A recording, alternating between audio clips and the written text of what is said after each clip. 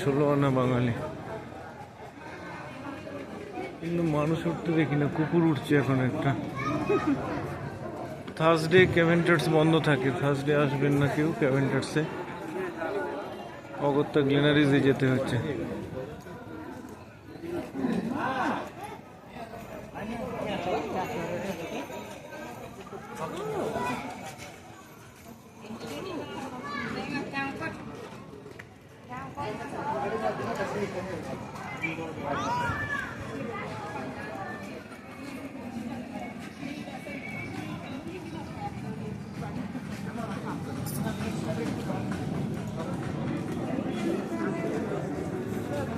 এদের বিক্রি কম, কারণ এখন ঠান্ডা নেই।